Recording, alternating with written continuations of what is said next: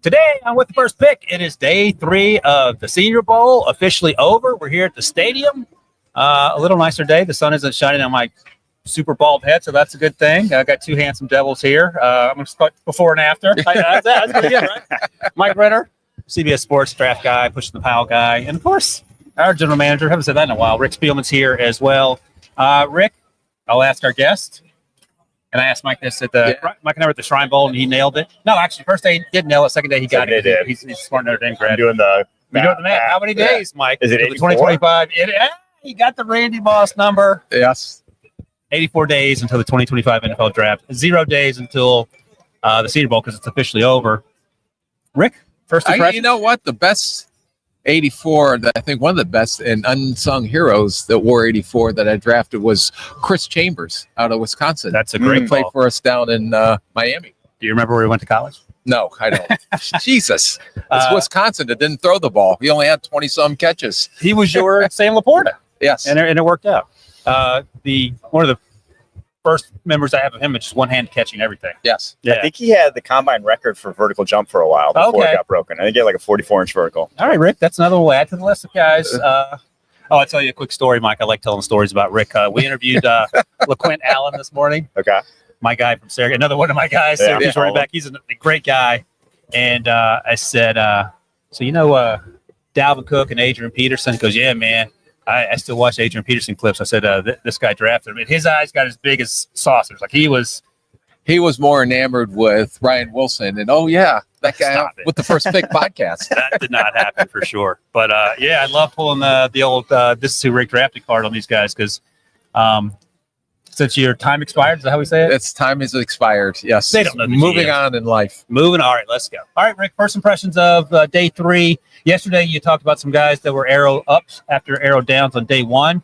You have an overall message you want to start with? Yeah, no, I thought each day these kids got better and better, got more comfortable with the situation they were in. You got to remember, on the first day, a lot of these guys haven't been in pads since December, or even some of the guys didn't get an opportunity to go to the bowl game in 2 months. So they're going to look a little rusty in the first day. It's like the first day you go to training camp. It's not what it looks like week 3 of training camp. So I thought overall it was a very good class to evaluate. I thought there's a lot of defensive tackles. Even though the top running backs aren't here, there was a really lot good running backs. And then the small school kids really showed up for me. They did. You know, we talked about some of the offensive linemen and guys that I really, Zabel was one that I really, North Dakota State thought really did a great job down here, and he's going to move up draft boards. But the small school kids, and that's why you come down here, is you don't know how they're going to measure up when they get on a big stage at the Senior Bowl and go against Power 4 type guys, and I don't know if there's one small school kid that really didn't respond. That's a great point. Mike, you've been locked in for 3 days. You said, what do you got? Yeah, I echo that. The small school offensive linemen, like this event's made for those guys, like to get their shot. And I think all of them at least look like they belong, especially Zabel. I think he was maybe the best interior offensive lineman. I like today that we got kind of the guys who were studs. I know Jim Nagy hates it, but like they left, the guys who knew their surefire first rounders that were gone. So we got a lot more reps than for the other guys. And that was big, in my opinion, to see some of these guys actually get, because I think first day of practice, one of the guys I like, small school guy, David Walker, he got 1 rep in the one-on-ones. It's like, what are we doing here? He gets 1 rep, he wins it, but it's like you get no handle on if that guy belongs here. Today, he got a handful, and pretty much every time he goes to bull rush, that guy. This morning, I watched yesterday's practice. He got a handful, and what's your comp for David Walker? Brandon Graham. Yeah. That's a great comp. Carson Benson, the left tackle, the big kid, I think he's 6'7", 6'8" at Alabama A&M. By the way, I should point out yesterday, I didn't know how much Tez Johnson weighed because I had not looked at the measurements, and someone pointed out in the comments. He was 156. You're still okay with 156? I don't know how much Tank Dell weighed, so that'll be a concern for teams. There's no doubt about that. But if you can't catch him.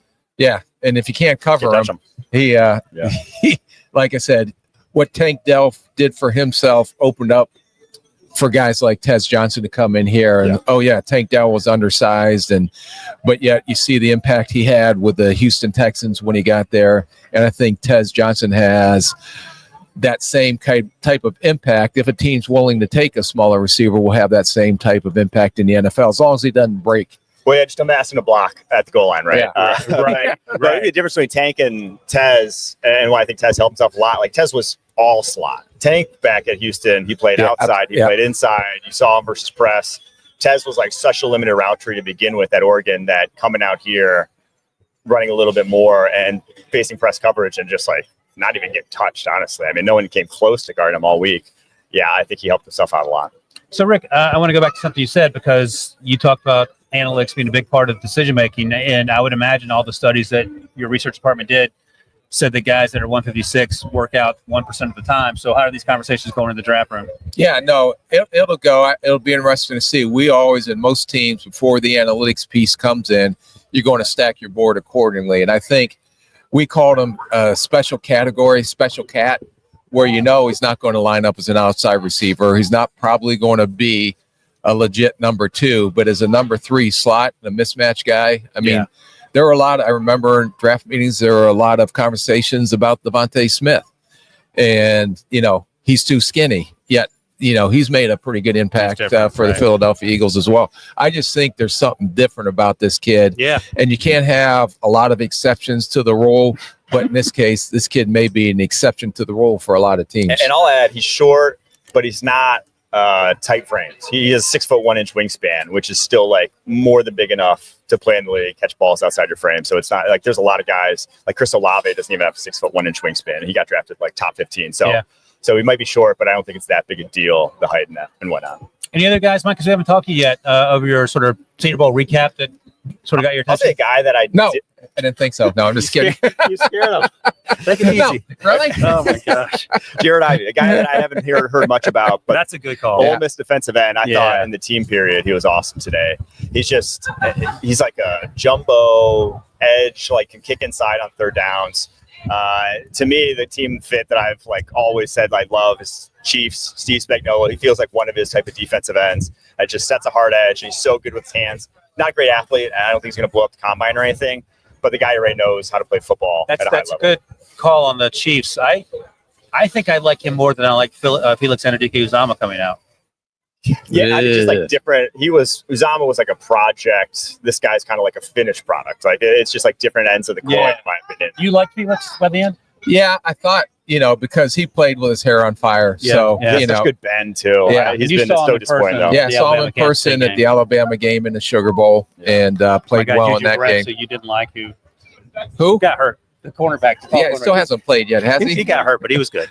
Hurt. It's funny you mentioned Jared Ivey because I talked to Chris Paul last week, the Ole Miss linebacker, and we talked to Walter Nolan and Princely Umanmielen. And you just go down the list of guys that I said to all of them when we talked to them, you guys should have been undefeated just with the defense alone. Trey Amos. JJ Pegues, who I love. It just goes on and on, but they weren't. But let's use that as a segue, Rick, to talk about your Spencer Rattler, Jackson Dart. Ooh. Yeah, well, I like Jackson Dart a lot better than I like Spencer Rattler. And disrespectful, but go ahead. And I thought the first day, again, not having timing with the receivers and doing some things under center, but I thought each day he got better and better and better, and just looks like the position comes natural to him. When I watch him, because you have Sanders, you have Ward, but then there's a big cluster of who's going to be the third quarterback off the board. And the more I watched him, I really try to hone in on him today. And we talked about it in an earlier podcast. The ball comes off his hand a lot smoother and the arm strength that I didn't know if I saw on tape. There's no question about his toughness. We talked about, playing through the ankle in the Georgia game. And then you hear all the background coming in and check this, check that, all positives, intelligence, leadership, everything. I'm going to say this. I don't know if there's another first-round quarterback after the first two. Yeah.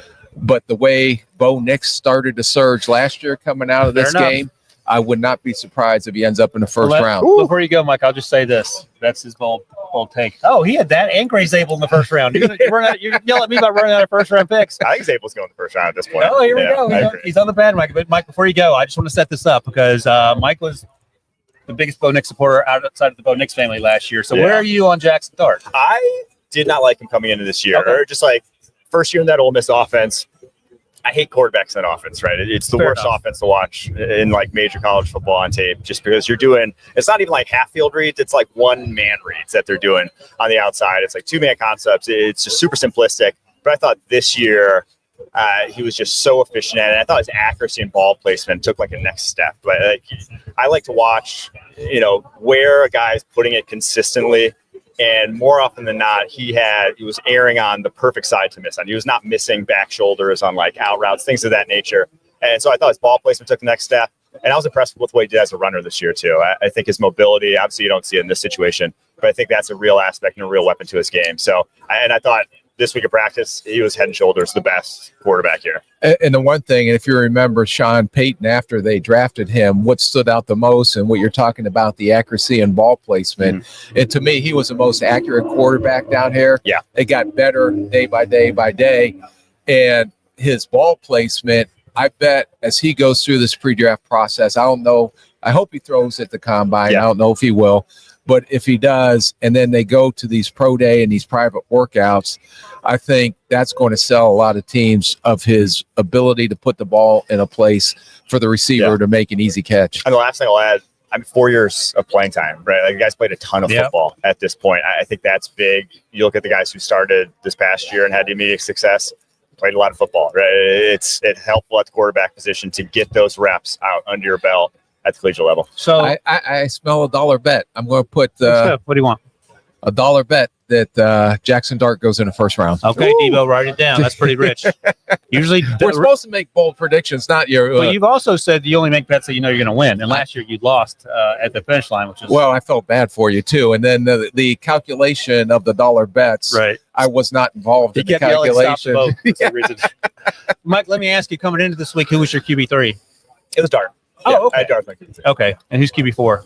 QB4 is where it gets tough. Trying to fill it. I really don't like after the top three quarterbacks. I mean, if like I'm just stacking my board, it's probably Milroe, but it's more because I think Milroe has the fallback of like he can be a dynamic weapon just on offense. So he doesn't have to be a quarterback to be. Again, we talked. Nix and Penix Jr. didn't necessarily help themselves last year. They didn't set the world on fire. Where do you come down on Jalen Milroe this week? No question about the arm strength, no question about the athleticism. And just watching today, they really honed in on the red zone. The one thing that he doesn't have is ability to put touch on the ball. Yeah, and that showed up a lot in today. We're not giving the receivers an opportunity. Now, when you watch the tape and even a couple days, I mean, he can throw the deep ball. Maybe that's his best throw. I don't know if he can process, and I really question his accuracy between the numbers at the short and intermediate levels of the field. And when you see Jackson Dart throw in this red zone, he puts it up where a receiver has an opportunity to go up and make a play. I didn't see that from Milroe today. And I think Milroe, I mean, the 8 3/4 chance, I think, is a real problem. If you're talking about a guy trying to fix his accuracy, I just think when you have small hands, you're going to struggle to control a football. I have 9-inch hands. I struggle to control a football. It's like difficult to do. And you saw him have a fumble in just the team period today. Did you catch my joke, Mike? Oh, I didn't hear it. It's a nice humble brag on the 9-inch hands. Yeah, sorry. 7.5 inches. Go ahead, sorry. My brother, though, my freaking brother, same size as me, 10 1/4 hands. The guy has massive hands. And him being able to, like, hold on to and like manipulate a football so much better than I can. It's like he's almost softball, hand size matters. Like it matters a lot. Unless you're Kenny Pickett, who proved that. What did he prove? That he should not be in Pittsburgh. That he needs to wear gloves when he throws football. Teddy Bridgewater also had some issues coming out. Yeah. I remember being at his pro day. That was a big deal media-wise. Yeah, and we went to Louisville, and he threw without gloves. And that was a story. He had a horrible pro day. And so, and I saw him play live 3 times. I just was enamored with his leadership and his ability to get them in position to win games. And they were rolling when Teddy, and he has that innate ability to make plays when the game is on the line. And then we did a private workout with him. And I said, please, just put your gloves on. And it was a night and day difference from what we saw at the Louisville Pro Day. Now, did he not wear the gloves to try to prove that he didn't need to wear them? You know, this media stuff is like, the small hands. Right. And I remember all the BS. And then he maybe wanted to prove, or his agent wanted to prove, hey, just go out there and throw without the gloves. But why fix something when it's not broke? That's a great question. All right, Rick, we don't need to read too much in the Senior Bowl, but are we going to downgrade Jalen Milroe for not?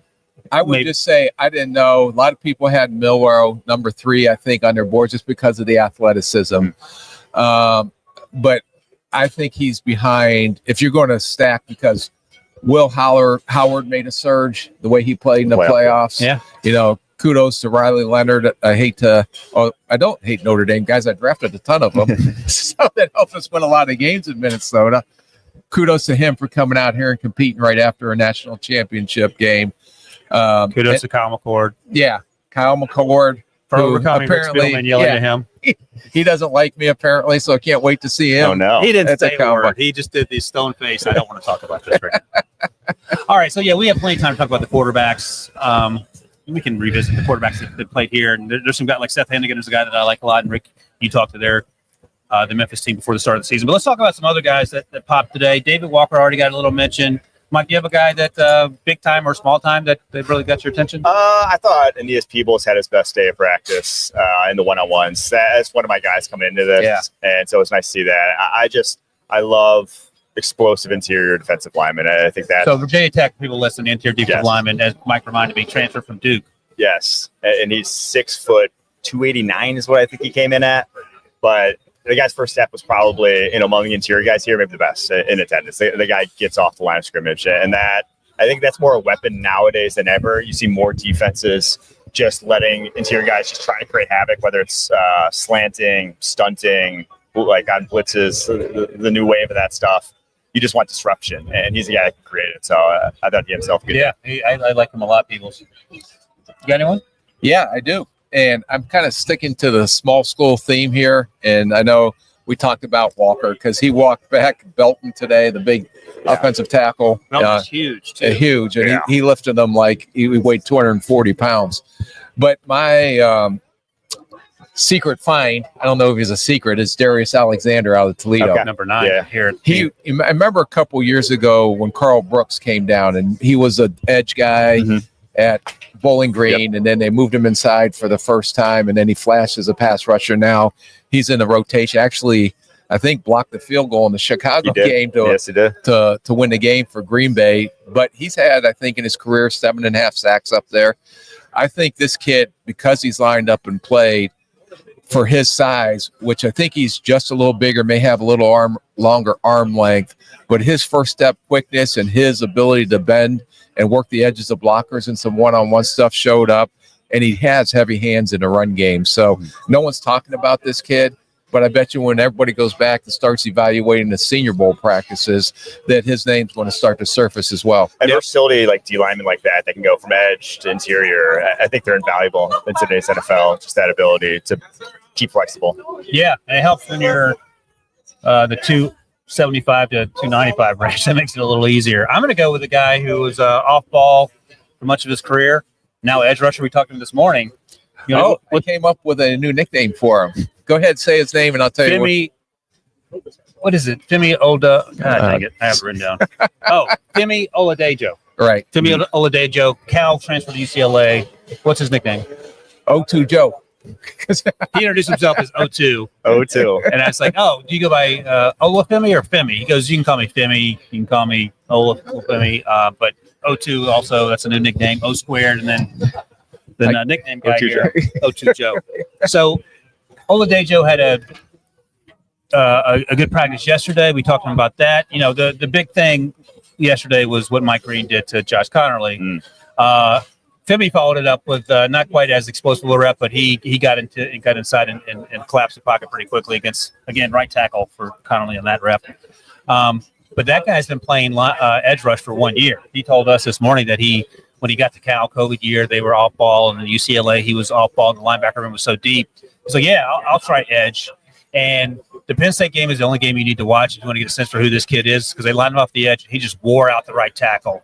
Spin move, inside counter. He was beating him with a chop outside. And he said, that felt like my coming out party. And as you noted, Rick, he's high energy even at 6:45 a.m. Is that good or bad, or you don't care when you're you can tell the passion he has for the game. And that's why I love sitting in front and talking to some of these kids. And some of these guys will come over there and 6:45 in the morning. Oh, I got to go do a media interview. And this kid had a raspy voice because he said, I've been yelling on the field for the last 2 days. He was, And he was yelling today, too. So he came in with a hot cup of tea, and he was ready to go 6:45 for the interview. Yeah, he was great. He was one of the guys that I've had watched coming into this. First day of practice, I'm like, who is that? Right. Just like the body 99. type. That's what it looks like off the edge. And yesterday before practice, I was just watching him warm up, and he ended up going over to Tomlin, who was on the goal line, and having a conversation with him. And I asked him this morning, what you guys talking about? He said, I was just picking his brain about some of the best players he's coached. And Tomlin's answer was Derek Brooks, who's pretty special. So that makes sense. But I like that guy. Smart kid. And I feel like I thought his day 2 pick all day long coming in, and I don't think that's changed. When you're talking to him, he said he plays about 255. Yeah. Would you want him outside, inside, or do you figure that out later? Let him go stick the quarterback. Okay. I think he's a little bit, just the one game I watched on him, a little bit robotic, like old school. We were talking to him today, Mike Pepper Johnson, Mike linebacker from back in the day. That's before my school, yeah. The Giants. But no, he's going to make his money who's off the old school Meathead Notre Dame linebacker that Mike can get behind, or neck roll? Do we have any of those guys? No, they were they weren't like that. They were like that. All right. I don't know if they had an old school Mike linebacker. We'll get you a more recent comp. I think they're breaking this thing down, so we got 15 more minutes to go. All right. I'll throw out another name, and then you guys can follow up. I thought Ty Robinson had his best day, the interior defensive lineman from Nebraska. I thought he was especially disruptive in team drills, and he's a heavy-handed big kid that moves pretty well for his size. I thought he was a little slow to get going in the first couple of days, but he looked like the guy I saw during the fall, so I was happy to see him sort of end things on a high note. Yeah, the biggest knock on him, I think, and what I've observed, is he has a little stiffness to his lower body, and so he's going to have to win off his energy and effort. Yeah. Now, he does have heavy hands. He'll try to collapse the pocket. But because of the stiffness through his lower body, he's not going to be as smooth trying to get to the edges of blockers when he's trying to rush the passer. Right. I thought Mason Taylor had a good day. Yeah. He had a bunch of contested catches. The LSU tight ends. Jason Taylor's son. He's very just like, he's not a high-end athlete, but he's a very fluid athlete, and just like a guy who's super reliable hands to look like today out there. So I thought he had himself a good day. What do you think about I tell you a quick story about his dad, Jason Taylor? Yeah.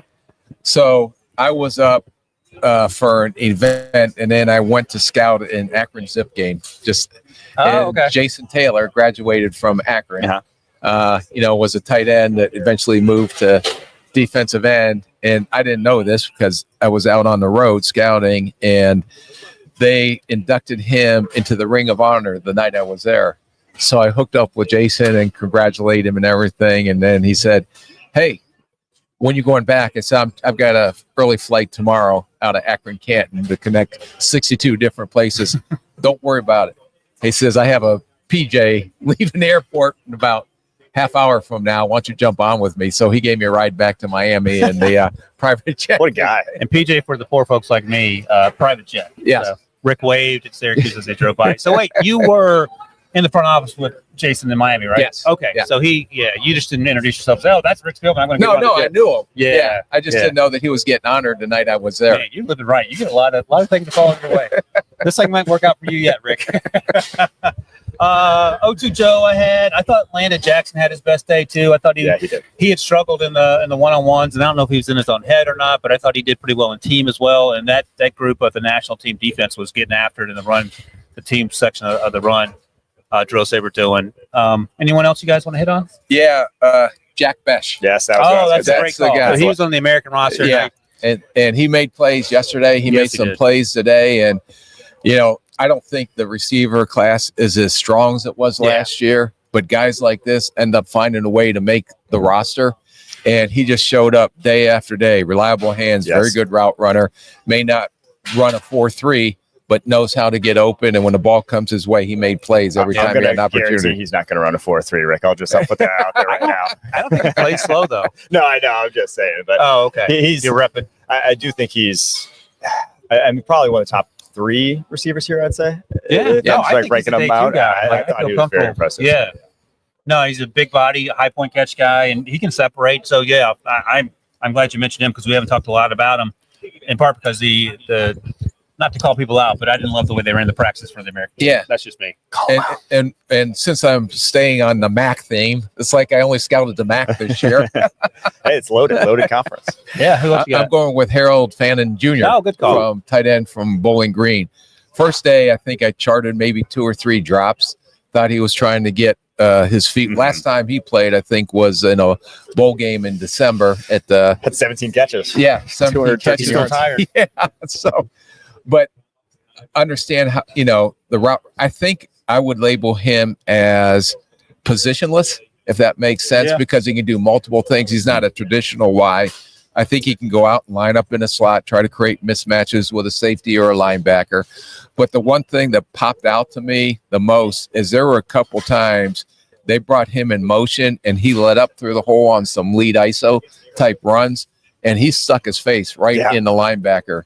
And you can hear the pop even in the press box while you were eating popcorn, and I was up there evaluating. That was good popcorn.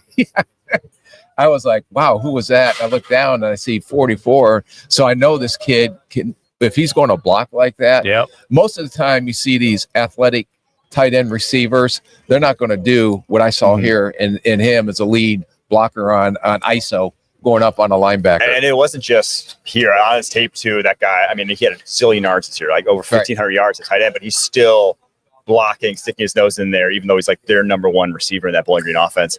I'm curious, Rick, how did you treat guys like that though in the draft as a GM? Because like you said, he's not tight end. If you just need a tight end as a starter, he's not like your plug and play guy. No, when you bring guys like that up in the draft, you have to, the offensive staff, the coach, how's he going to fit? Mm-hmm. How are you going to utilize what he does best? And I know some teams, and even last year with Brock Bowers, I talked to 3 or 4 teams. Well, 2 of the teams that I talked to said we can't use him because he's not going to fit what we do offensively. And I'm like, well, the dude's pretty good. Yeah. Is that? I mean, he looks like he should be on a podcast when you look at him and his body. But the guy goes out there. Mark makes a good point. As the GM, are you going to say we got to find a way, or is that not your job? Yeah, no, I think you do. But then if the coaching staff is so pigeonholed, right? To me, and just going through some of the coaches' searches that I've been through, and is that this is what is coming up in the college ranks now. Mm-hmm. So, how are we going to adjust our systems to try to create a role for this guy that can be a very positive playmaker for us? And we can't just pigeonhole him. Oh, he's not a wide tight end. We're going to throw him off our board. Mm-hmm. Right. So to me, I think the more creative or the more innovative some of these offensive coordinators are, we can use him, and this is how we're going to use him in our scheme. The pushback I've seen, though, from certain coaches is them saying, we create this package for him, he goes down all of a sudden, or this role for him, then it's like you don't have another guy like that you could put in there. All of a sudden, all those plays that he was in are gone because there's not another guy with that skill set that's like your backup. It's called adapting. Until your person. I mean, right? That's my take. That's my take. I was just playing devil's advocate. Okay, Coach, I'm going to counter you on that. How many times do you go through a season where you have everybody completely healthy? No. When you have to play backups, you have to know their strengths. Yeah, you're not. What can we do to maybe adjust a little bit to what we have left to play with? Mm-hmm. No, I always thought that criticism or that it was like no, you were on the side of the coaches. The coaches. I think speaking of nicknames, do you remember the nickname you gave Mike earlier this fall? Fence? Crawdad. Why is that? Because you backed up from something you said. Did you ever see one of them crawdads in the creek when you go after them? They go backwards with their point pinchers out. It was the Caleb Williams benching thing. Oh, that's right. It was Caleb Williams benching. Crawdad Mike. He said, okay, Crawdad Mike. I'm just looking at my notes here from the first practice. Elijah Arroyo, the Miami wide receiver, 1-year starter, 1-year production is what you tight end, excuse me. Gut-row. Oh, yeah, look at the win guys. Thank you. Look behind the scenes of how we got this Jerry rig set up here. Elijah Arroyo, 1-year production, tight end out of Miami, but he looks the part, and he was pretty smooth out here. He had one drop on day one or whatever, but I'm fine with that. Do you feel any better or worse about him? Yeah, no, I thought he had a good showing as it went through the week. The issue is, and it comes up, why? Did he only have 1 year? Is he a 1 year wonder? Mm-hmm. And that's the question I would ask everybody. Now, I know if I'm, and Mike, maybe he's had a lot of injuries, and durability is also a concern with him because he's never been able to stay healthy. So 2 things that you're asking yourself in draft rooms: recognize the talent, recognize the skill set, but 1 year wonder, and do guys that are hurt in college stay hurt in the NFL? So those are the things that people are going to have to get answers to. The answer to the second question is yes, apparently, because I try to fall in love with these guys. You remind me, and then American Mims happens. Well, what do you want me to do? And then the other thing that maybe you have a little bit more experience than me, I was a huge Jalen Hyatt guy. You're like 1 year wonder. I was like, no, he's great. We talked to him. I was like, oh, he's fine. Yeah, he can't even find the field with a map. So and I'll just go from experience and being burned on some of those 1 year wonders and guys that were hurt, stay hurt. Yeah, that's how you learn. All right, lesson learned. Yeah. I'm getting there. What you got? Anything else, Mike? You wanted to get to before we get out of here, so you can catch your flight? No one else that I came to mind. Any other? Tez Johnson, we had probably the best week here. The Canadian quarterback Elgersma, he still looks out of sorts, and I hope he gets a chance in the game to at least show some sense of comfortability, because I don't think he had it this week. And again, the field's different size, the ball's different, it's a different game, so I'm not going to ding him too much for that. But it's hard to evaluate, I would imagine, if he's just not even up to speed where he can just do the simple stuff. Yeah, and I don't know where he'll be at Pro Day. I don't know if he had an invite to the combine, but it was good. At least he had some exposure down here. There were some Canadian scouts sitting above us. Oh yeah. In the press box, and they were talking about, well, he'll probably be the first overall pick up in the Canadian draft this year because he's a quarterback. Wait, is there another Canadian guy in this year's class that's like? I don't know. That's Emery Hunt's cat. Emery Hunt's. I go to Emery because he knows everyone and then some. I think who is. Let's see. David Walker, we talked about. Ty Robinson. Tommy Hill got hurt on that one-on-one at the end of the game, end of the practice for him. He had a rough go this week. Rough week. That corner from Nebraska. Yeah, he's going to be tough physical kid, but the lack of speed showed up to play outside at the NFL level. I'm not so sure, because he is a tough kid and he'll come up and hit you, is that some people don't look at him as a potential move to safety. That's a good point. A couple of things else, just mentioning as we get out of here, and we'll circle back next week. We'll go back and watch some more, have some more thoughts. Wyatt Millam, the right tackle from West Virginia, did a lot of work inside. Yeah, I thought Zabel had a better week than Millam had a tough first 2 days of practice. Tough. I thought his best day was today, but the first two were. Yeah, and it felt like I expected more. Zabel, way easier transition than Millam, and that I'm assuming neither has played a lot of interior. Marcus Imbo from Purdue got some work inside, even into center. So we'll see what teams think about him. I wished Missouri right tackle. What's his name? He wasn't here. Yeah. He wasn't here. Membu. Yeah. Imbo and Membu, right? Yeah, Membu. I wish Membu were here because he's 6'3". Right. I would have been interested to see how people moved him around. I love him as a right tackle. Rick is concerned about the size, and maybe he knows a little bit more than me. Guard, but we'll have to. The one guy I have to ask before we leave is the Pete Prisco lookalike center from North Carolina. Willie Lampkin. We were talking. I said, God, that was like probably Pete in high school.